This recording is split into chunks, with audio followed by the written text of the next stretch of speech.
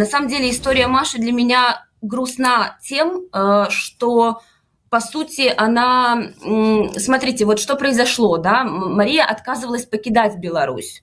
И даже все помнят историю с порванным паспортом, это было очень символично на тот момент. Но что произошло? Произошло то, что у человека забрали 5 лет жизни, забрали здоровье, и по итогу все равно вывезли по этому же маршруту, даже буквально в том же направлении украинском. Поэтому эта история вот с этой точки зрения для меня очень печальна.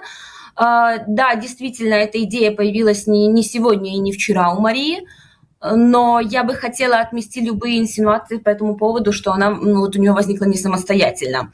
Я задавала Маше вопрос и, в общем, готова его повторить.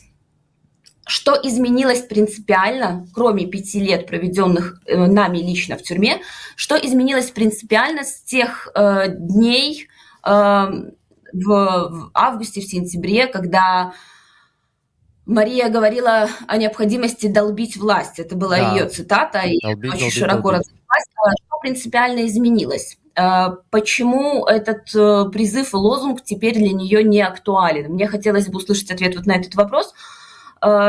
Ведь изменилось на самом деле все только к худшему, политзаключенных не стало меньше, плюс Беларусь оказалась соагрессором в российской агрессии в Украине, появилась только война и огромное количество политзаключенных в Беларуси. Вот это принципиальное изменение, и это качественное и количественное изменение, которое произошло с 2020 года.